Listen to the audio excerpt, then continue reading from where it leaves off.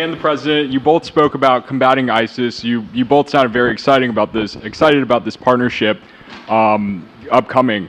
And I was curious, how much more confident are you with President Trump leading this country that there will be peace through strength and you will have a successful partnership with the United States versus with Biden's incompetence and weakness over the last 4 years?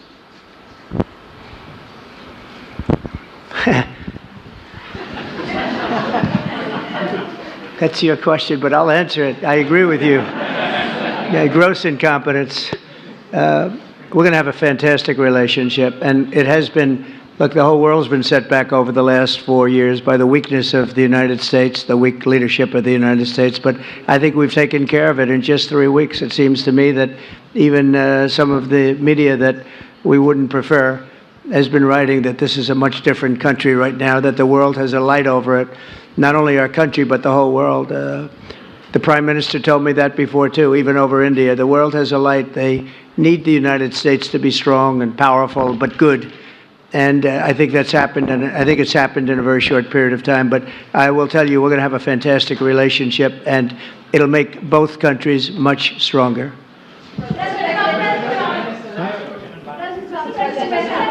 Yes, go ahead, please.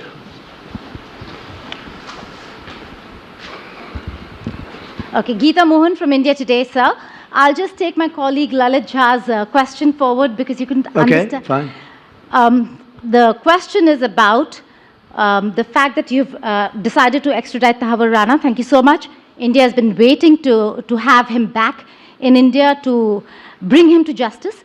But there are many other elements in the United States of America, particularly Khalistani separatists who've been working against Indian interests. How is the United States of America going to cooperate on that front with India? There have been allegations that have been leveled against Indian agencies by the Biden administration. Are you going to relook that with Tulsi Gabbard as DNI now?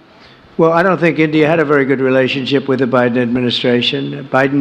They wouldn't sell them oil and gas, which is rather hard to believe because, it's a good thing to do. And a lot of things happened that weren't very appropriate, I thought, between India and the administration, the Biden administration. But as you said, we're giving a very violent man, it seems to me. I mean, I don't know that he's been convicted yet or will be, but let's assume he's a pretty violent person. We're giving him back to India immediately. And there are more to follow because we have quite a few requests. So we work with India on crime. And we want to make it good for India, and it's very important. So that kind of a relationship is very important to us. Okay? Go ahead, please. Go ahead. Thank you. Mr. President, you've repeatedly called India a big abuser of trade and said it is really difficult to do business in India because of tariffs. You announced reciprocal tariffs today. I am hoping you can speak about what kind of reciprocal tariffs India can expect. Are you willing to make any concessions? And how can India head off these tariffs? I also have one for the Prime Minister. Well, India's been, to us, just about the highest tariffed nation anywhere in the world. They've been very strong on tariffs, and I don't blame them necessarily, but it's a different way of doing business. It's very hard to sell into India because they have trade barriers, very strong tariffs. We are right now a reciprocal nation. We are going to, if it's India or if it's somebody else with low tariffs, we're going to have the same. We're going to have whatever India charges, we're charging them. Whatever another country charges, we're charging them. So it's called reciprocal, which I think is a very fair way. We didn't have that.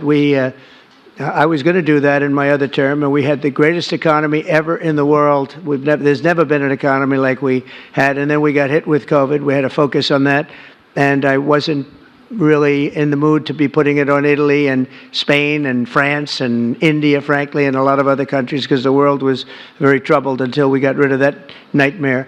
But we had the strongest economy anywhere in the world during that fairly long period of time during my first term, as you know, and we didn't do the tariffs. We would have done the reciprocal tariffs, but we decided, and I decided, I think on a human basis, on a humane basis, not to do them because of the fact that there was such suffering all over the world. The last thing we needed to talk about is trade problems. but now we do. We're doing, we see a tremendous future for our country, but we felt that now it's finally time, after 45 or 50 years of abuse, that we will do, and this isn't India, this is among a lot of nations. The European Union is very difficult for us, very, very difficult. They tax our companies at levels that nobody's ever seen before. They take advantage of a lot of things, so we're not happy about that. China, of course, is terrible, and we've never taken in 10 cents until I was president. We've taken in hundreds of billions of dollars from China since I've been president in first term and now.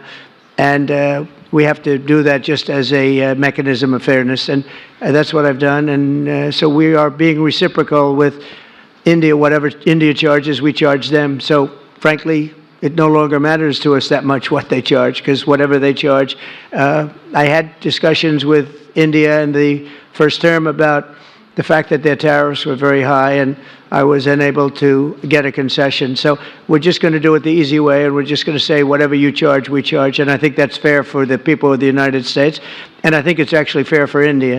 ஊடகம் corporate அரசியல்வாதிகளின் கைப்பாவையாக அடிமைகளாக இருந்தது போதும் இனி சாட்டை எடுத்து சுழற்றும் நேரம் வந்துவிட்டது. ஊடகம் பொதுமக்களாகிய உங்களுக்காக உங்களாலேயே இயக்கப்பட வேண்டும். ஊடக சுதந்திரத்திற்காக உங்களின் பங்களிப்பை இன்றே அளித்திடுங்கள்.